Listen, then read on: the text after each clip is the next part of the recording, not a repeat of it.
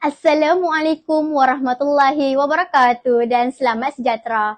Kini tiba giliran saya, Adriana Hanania binti Muhammad Azman untuk membentangkan pengucapan awam saya yang bertajuk Kebersihan Sungai Mencerminkan Pembangunan Sasiah Masyarakat Bertamadun.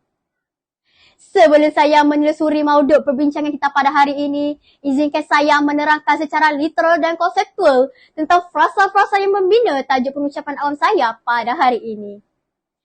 Saudara dan saudari, frasa kebersihan sungai mencerminkan pembangunan sasiah boleh ditakrifkan sebagai keadaan sungai yang bersih menjadi refleksi tentang kebolehan sesuatu kelompok masyarakat menjaga sungai mereka. Frasa masyarakat bertamadun boleh definisikan sebagai masyarakat yang mempunyai kesedaran tinggi terhadap persekitaran mereka. Sebagaimana yang tersedia maklum, sungai merupakan aset negara yang paling penting dan mesti dijaga oleh semua pihak.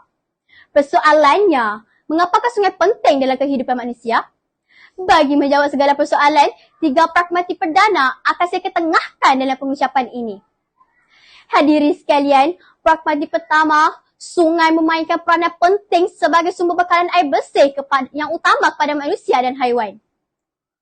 Sebagaimana yang tersedia maklum, manusia dan haiwan menggunakan air sebagai bekalan air minuman mereka.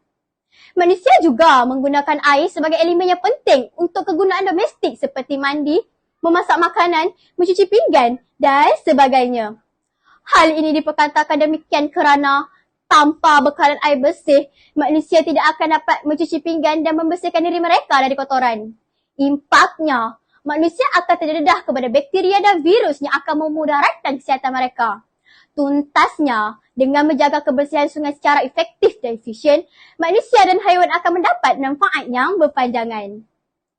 Hadirin dan hadirat sekalian, pragmatik kedua, sungai juga memainkan peranan sebagai tempat rekreasi dan pelancongan. Hal ini diperkatakan demikian kerana sungai mempunyai landscape yang unik dan menarik serta berpotensi untuk menjadi kawasan pelancongan.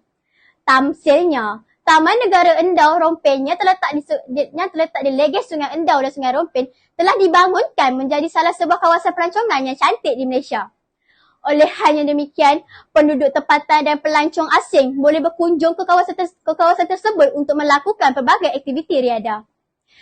Oleh itu, semua pihak perlulah bekerjasama antara satu sama lain seperti awal dan tebing untuk menjaga kebersihan sungai di negara kita supaya keindahan biodiversiti di sungai dalam negara kita dapat dipelihara dan dapat dilihat oleh generasi akan datang. Saudara dan saudari pemangkin revolusi negara, pragmatik ketiga, sungai juga membekalkan sumber makanan kepada manusia. Hal ini diperkatakan demikian kerana ikan, udang dan ketam yang terdapat di sungai dapat membekalkan sumber protein yang mencukupi kepada manusia. Menurut statistik yang dikeluarkan oleh Kementerian Kesihatan Malaysia dan World Health Organization, sumber protein yang terdapat dalam ikan, udang dan ketam adalah sangat tinggi dan berpotensi membantu tumbesaran badan manusia. Izaharnya, biodiversiti sungai perlulah dijaga dengan baik supaya manusia tidak ketandusan bekalan protein pada masa akan datang. Sidang hadirin yang penuh bervisi, sebagai penghias bicara akhir, semua pihak perlu menyemai kemas benih-benih kebersamaan dalam jiwa nurani agar kejayaan berada dalam genggaman.